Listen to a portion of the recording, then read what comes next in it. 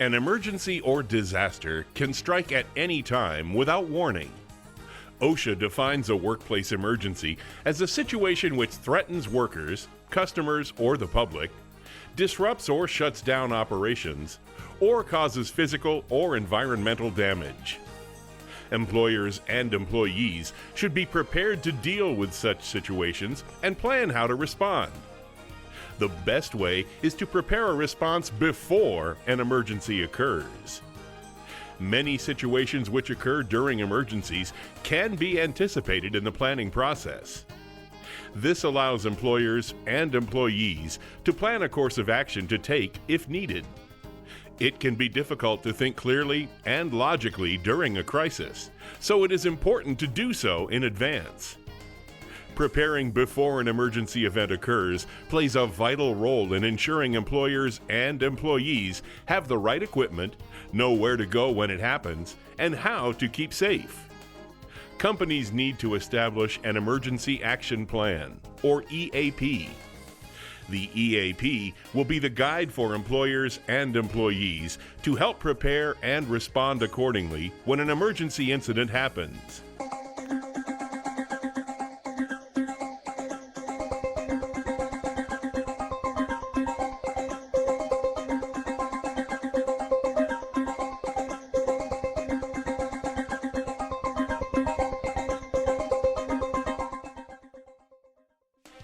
This training program will look at the key points of emergency planning, including Emergency Action Plan, Development and Implementation, Training and Plan Review, Evacuation Elements, Fight or Flee, Fire, Rescue and Medical Services, Reporting Emergencies, and Medical Surveillance. Emergency Action Plan. An emergency action plan is developed to facilitate and organize employer and employee actions during a workplace emergency. Almost every business is required to have an emergency action plan.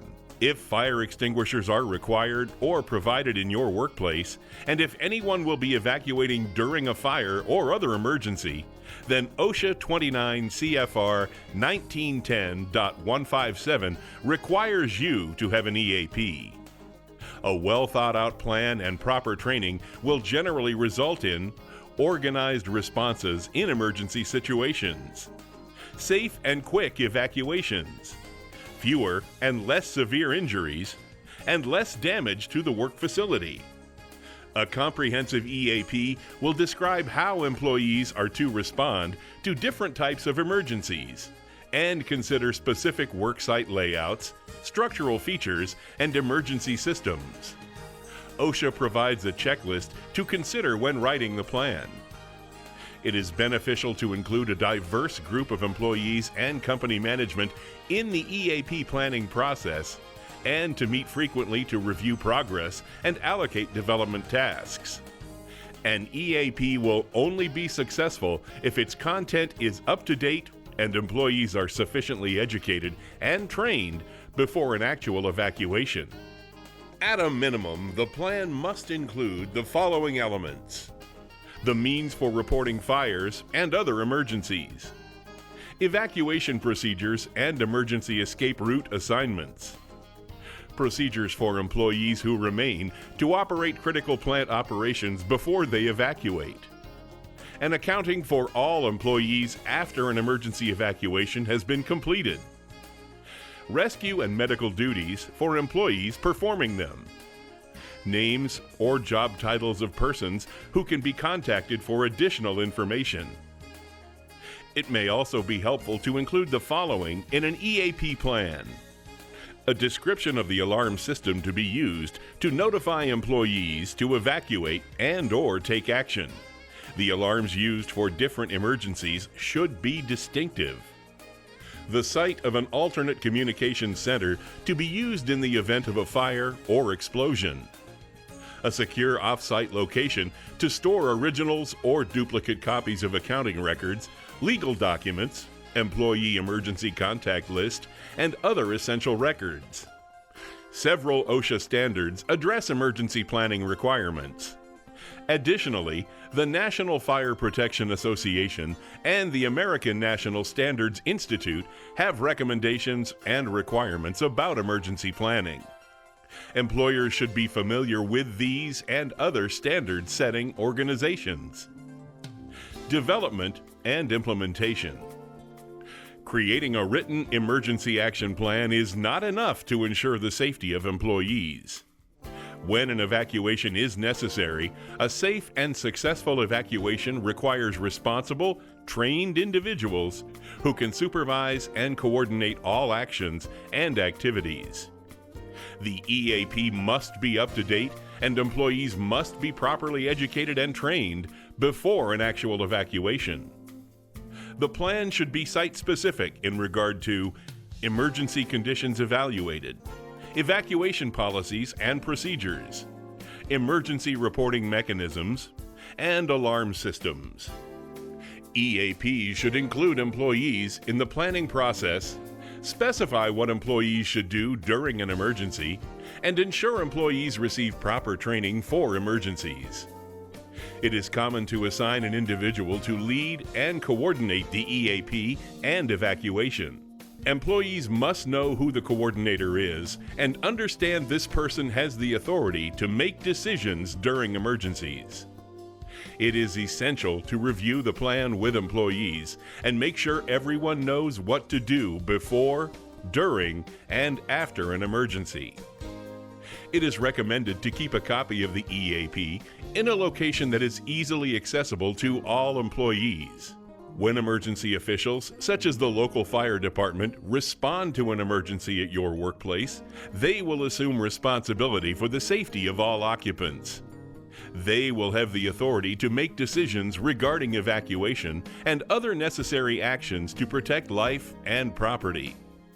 The highest-ranking responder will assume the command role and be responsible for directing all response activities. Training and plan review. All employees must understand the function and elements of the EAP. This must include types of potential emergencies, reporting procedures, alarm systems, evacuation plans, and shutdown procedures. Employees must be clear on who is in charge during an emergency. Each shift must have a designated individual. Specific special hazards such as flammable materials, toxic chemicals, radioactive sources, or water-reactive substances must be covered. Employees must be informed of the fire hazards to which they are exposed to and those parts of the fire prevention plan necessary for self-protection. Before implementing the emergency action plan, employers must designate and train enough people to assist in the safe and orderly emergency evacuation of employees. Employers should review the plan with each employee when the initial plan is developed and when each employee is initially assigned to the job. Employers should review the plan with each employee when his or her actions or responsibilities under the plan change, or when the EAP plan changes. Effective plans often call for retraining employees annually and include drills in which employees can practice evacuating their workplace and gathering in the assembly area. General training should address the following: individual roles and responsibilities, threats, hazards, and protective actions, notification, warning, and communications procedures, means for contacting family members in an emergency, emergency response procedures, evacuation, shelter, and accountability procedures, location and use of common emergency equipment, and emergency shutdown procedures. Once training has been provided, it is a good idea to hold practice drills as often as necessary to keep everyone prepared. Include outside resources such as fire and police departments whenever possible. After each drill, evaluate the effectiveness of the drill, identify strengths and weakness, and make improvements. Outdated plans can lead to injuries and even death. EAPs should be reviewed regularly and updated whenever an employee's emergency actions or responsibilities change. This includes a change in the layout or design of the facility, new equipment, hazardous material, or when processes are introduced that affect the evacuation routes. Always be aware of new types of hazards that require special actions. Facility and agency contact information is usually the most common outdated item in EAPs. Consider placing this important information on a separate page in the front of the EAP so it can be easily updated. Evacuation elements. A disorganized evacuation can result in confusion, injury, property damage, and even death. There are many things to think about when considering evacuation, such as the conditions under which an evacuation would be necessary. Several emergencies, both man-made and natural, may require evacuation and include hurricanes, tornadoes, earthquakes, floods, wildfires, winter weather, chemical spills or releases, disease outbreaks, releases of biological agents, explosions, and many other hazards. Different emergencies require different responses. The EAP must identify when and how employees respond to different types of emergencies. There might be times when it would be better to shelter in place rather than evacuate. Shelter in place means to select a small interior room or rooms with no or few windows within your place of employment and take refuge there rather than evacuate the area or seek a community emergency shelter. It might be safer to remain indoors rather than evacuate if there's an accidental or intentional release of chemical, biological, or radiological contaminants into the environment in large quantity and or close proximity to your workplace. When considering evacuation, you must also think about the chain of command and designation of the person authorized to order an evacuation or shutdown. Will employees be required to remain in order to shut down critical operations before evacuating? This is a question to consider in the planning stages. The evacuation route and exits must be determined. Exit route should be clearly marked and well lit, as well as unobstructed and clear of clutter and debris. Routes should be marked with signs reading "Exit." Doorways or passages along the exit route, which could be mistaken for an exit, such as a closet, must be marked "Not an Exit" or similar designation, or be identified by a sign indicating its actual use. Evacuation routes and exits should be mapped out and posted for all employees to see. The final thing to cover when considering evacuation is the method of accounting for all employees and possible visitors. Designate assembly areas where employees should gather after evacuating. Someone should be given the duty to count the employees in each evacuation location. They should be able to provide names and last known location of anyone missing to the official in charge. Fight or flee. A fire is the most common type of emergency for which businesses must plan. A critical decision when planning is whether employees should fight a small fire with a portable fire extinguisher or simply evacuate. Small fires can often be put out quickly by a well-trained employee with a portable fire extinguisher.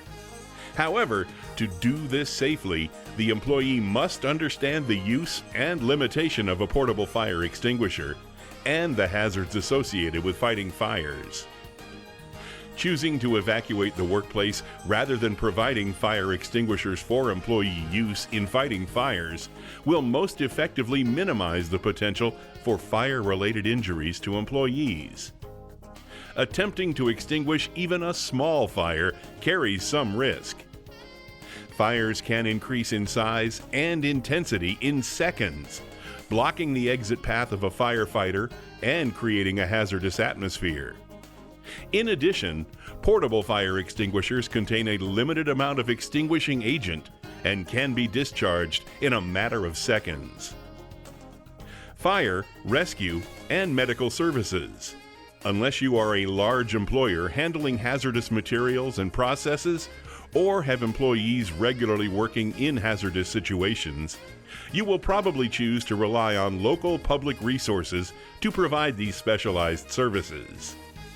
If you choose to use external departments or agencies, such as the local fire and police departments, medical clinics or hospitals, and ambulance services, make sure they are prepared to respond as outlined in your plan. Have the local fire department conduct a walkthrough of your workplace so they are familiar with the layout and any potential hazards.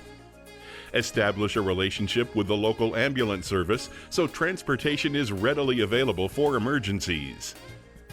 Plan with nearby medical clinics or other facilities to handle emergency cases and to provide medical and first aid services to employees. If an infirmary, clinic, or hospital is not close to your workplace, ensure that on-site persons have adequate first aid training. Reporting emergencies.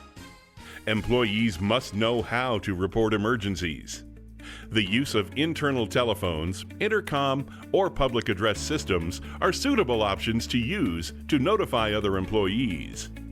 No matter what system is used, it is imperative that emergency situations be immediately reported. Fires and other emergency situations can reach dangerous levels in seconds, and any delay in getting emergency responders to the scene can result in additional loss of life and property. Employees must also notify the proper authorities, such as fire, medical, or rescue services, if necessary. Calling 911 is a common means for reporting emergencies to outside emergency personnel. Medical surveillance. After an incident, it is important to analyze health information and look for problems that may be occurring in the workplace that require targeted prevention. Thus, medical surveillance serves as a feedback loop to the employer. Surveillance may be based on a single case or event, but more typically uses screening results from the group of employees being evaluated to look for abnormal trends in health status. Surveillance can also be conducted on a single employee over time.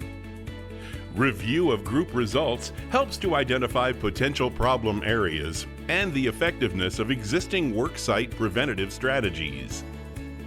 The incident and materials involved will determine the type of surveillance required as per OSHA. Conclusion: emergency action plans are an important part of every workplace. Following the plan during an emergency could be the difference between life and death. Make sure your company's plan is up to date and you understand all aspects of it. Hopefully, you will never be in an emergency situation, but if you are, knowing the EAP could save your life.